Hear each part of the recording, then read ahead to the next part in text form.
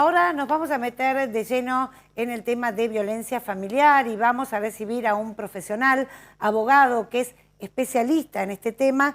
Es el doctor Diego Ortiz, a quien le vamos a dar la bienvenida aquí en la radio del Canal del Eco a Informadísimas. Doctor Ortiz, bienvenido. Andrea Sánchez lo saluda. ¿Cómo le va?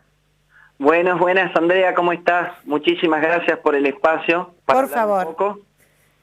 Gracias por atendernos. Bueno, doctor, nos parece razonable empezar por lo general, para conocer precisamente de qué hablamos cuando hablamos de violencia familiar.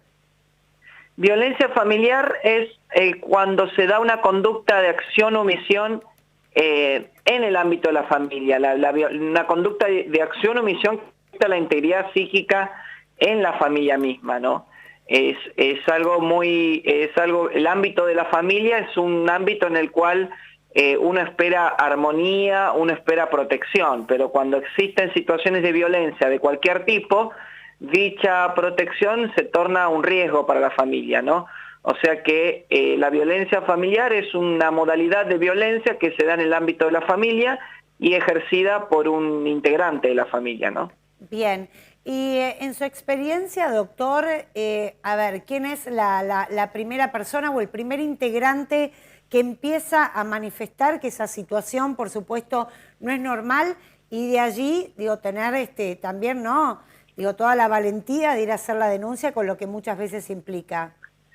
Y eso varía, ¿no? Porque, bueno, una cosa es hablar de violencia familiar y otra cosa es hablar de violencia de género familiar, en donde la persona que atraviesa esa situación de violencia es una mujer, ¿no? Pero puede pasar que también la persona que atraviesa una situación de violencia sea un niño o niña adolescente, que sea uno de los hijos de la familia, una persona mayor, una persona que tenga algún padecimiento mental. O sea que lo importante es entender que la violencia que se produce en el hogar, en la familia, tiene que ser visibilizada para poder intervenir desde el ámbito judicial e institucional. Bien, para ser más específicos, cuando hablamos de violencia familiar, ¿de qué características pueden existir? ¿Qué tipos de violencia? Y la violencia familiar se puede dar hacia una mujer en un contexto de violencia de género familiar, hacia un niño o niña adolescente. Ya ahí estaríamos hablando de aplicar no solo las leyes de violencia, sino también las leyes de niñez y adolescencia, y también la violencia que se pueda producir dentro del hogar hacia una persona mayor, lo que antes llamábamos adulto mayor, que en este caso se aplica la Convención Interamericana para Protección de los Derechos Humanos de esas personas mayores, y la violencia se puede dar con una persona integrante de la familia que tenga algún padecimiento mental, alguna discapacidad. En este caso se aplica la Convención Internacional y la Ley de Salud Mental 26657, junto con las leyes de niñez y adolescencia. Bien, pero más allá de los integrantes o de aquellos que forman este círculo, la violencia puede ser de tipo psicológica, física. Claro. ¿Cuántas cosas califican como violencia familiar? Esos serían los tipos de violencia.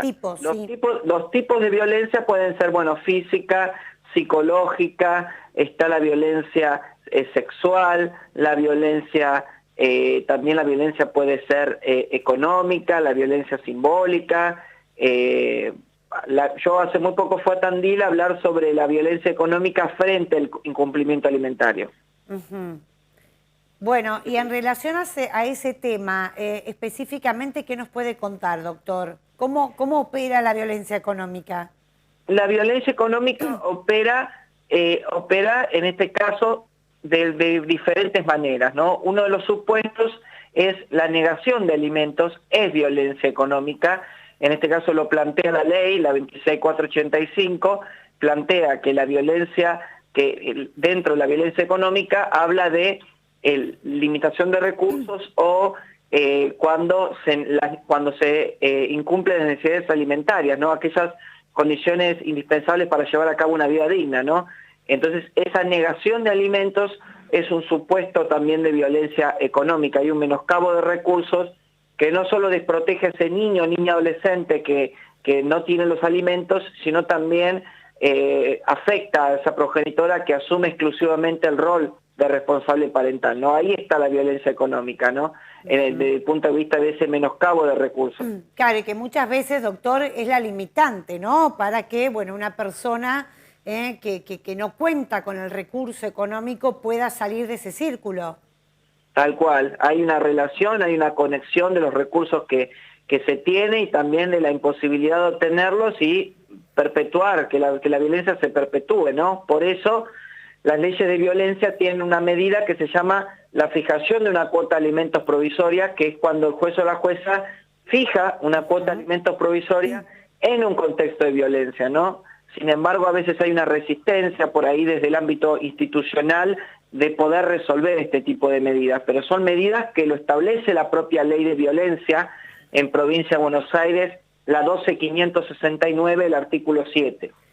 Bien, vamos a recordar que estamos dialogando con el doctor Diego Ortiz, especialista en violencia familiar.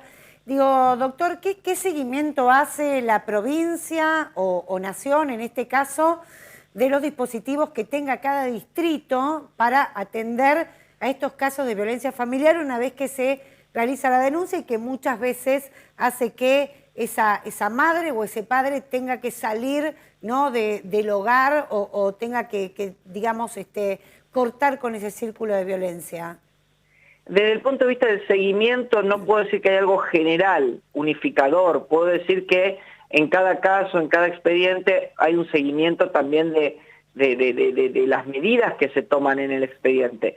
Lo que sí creo que hace un tiempo salió también como un observatorio de resoluciones en violencia en Provincia de Buenos Aires, en la cual sí se planteaban que las medidas que más se suelen tomar son prohibición de acercamiento, prohibición de contacto, y que por ahí las que menos se toman son las medidas de alimentos provisorios, ¿no? Son los alimentos provisorios. Ajá. Bueno, hay también a nivel nacional, ¿no?, la posibilidad de que aquel que no cumpla con cuota alimentaria, en el caso, ¿no?, de violencia económica, que también, ¿verdad?, se le retire lo que es carnet de conducir. Digo, ahí la ley ha avanzado en otros aspectos.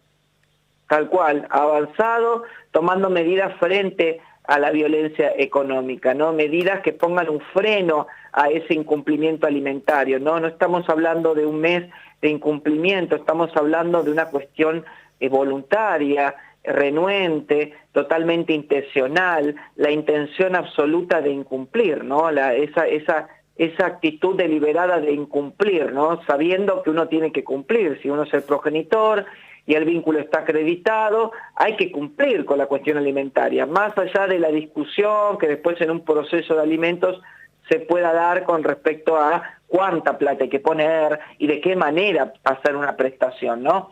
Pero lo que sí que hay que cumplir con esa cuestión alimentaria y ese incumplimiento configura un supuesto de violencia económica, ¿no?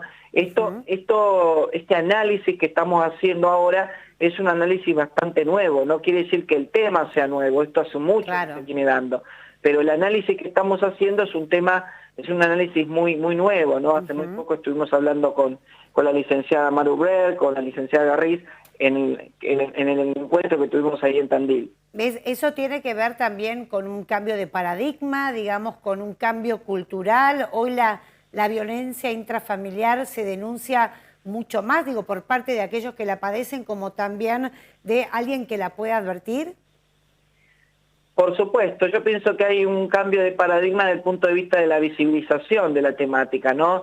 La temática se ve más, antes estaba de alguna manera oculta, o ya sea por las cuestiones también las cuestiones propias de cada contexto social en el cual se vive, pero ahora estamos visibilizando más las cuestiones, se plantea más el tema de la denuncia, las cuestiones de género están en la agenda internacional, en los medios de comunicación y en la agenda nacional, entonces ahora es más visible, ¿no? Usted va a una salita o a cualquier lado y enseguida hay un aviso del 144, hay un aviso de los lugares para denunciar, y eso antes por ahí no se daba de la misma manera, ¿no? Es como que pertenecía a un tema específico de una especialidad, ¿no? Ahora es como que se forma parte de todo, ¿no? De un ámbito protector, ¿no? Desde los hospitales, las escuelas, comisarías, centros de atención.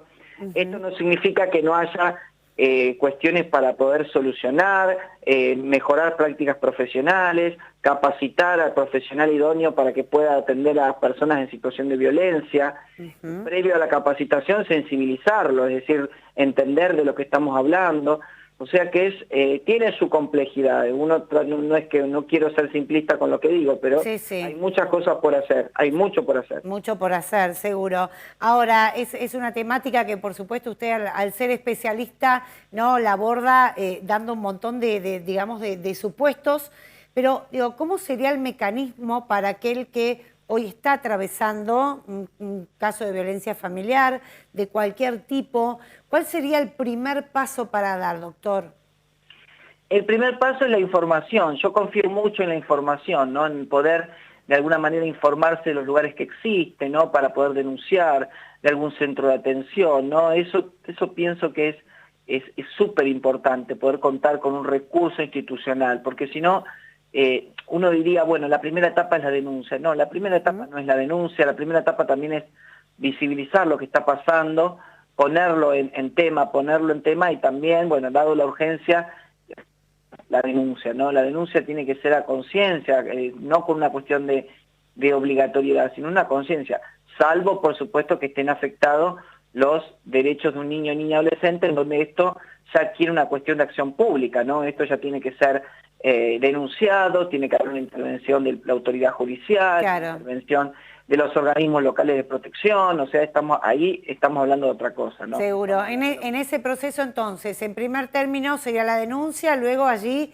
digamos, el juez tendría que tomar y proceder con algún tipo de herramienta, puede ser, ¿qué tipo de herramienta? ¿Exclusión del hogar? Bueno, perímetro. Sí, medidas de protección, como bueno las que nombraste vos, Andrea, cese de actos perturbatorios e intimidatorios, prohibición de acercamiento, prohibición de contacto, en caso de que las partes convivan, exclusión del hogar, reintegro también al mismo, la cuota de alimentos provisoria, como estuvimos hablando recién, en caso de que haya una cuestión específica de un cuidado personal y hay un contexto de violencia, el cuidado personal provisorio, medidas de seguridad, muchas veces la consigna policial fija o dinámica, la entrega de un botón de pánico. Estas son diferentes medidas de protección y que amerita obviamente analizarlas por ahí en su individualidad, ¿no? Bien, y son mecanismos que en la actualidad, digamos, están aceitados, llegan estos botones de pánico a los municipios,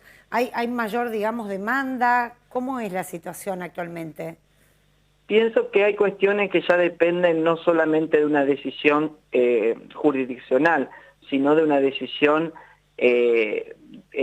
institucional, ¿no? De la asignación de recursos para proveer de botones de pánico, de personal capacitado para que pueda atender a una mujer en situación de violencia, contenerla psicológicamente.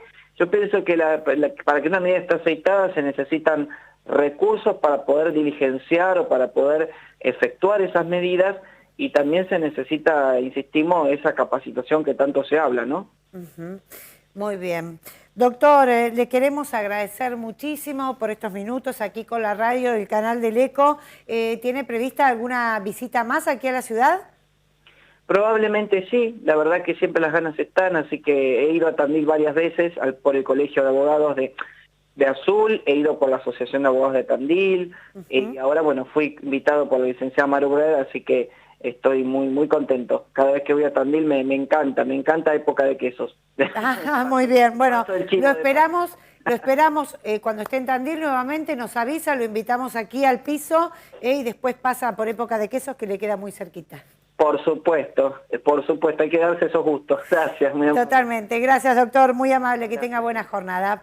El doctor Diego Ortiz es abogado, es profesor universitario, también es autor de varios libros que hablan específicamente de la violencia familiar y tener en cuenta, ¿no?, la importancia que tiene dar especial atención a todo lo que puede ocurrir, ¿no?, bajo un techo, una familia, la violencia hacia una mujer o también la mujer que pueda haber o el hombre que pueda haber, que existe violencia hacia los hijos, hacia un adulto mayor. Bueno, todo esto hoy tiene, por supuesto, mecanismos mucho más aceitados para hacer la denuncia y para tomar cartas en el asunto.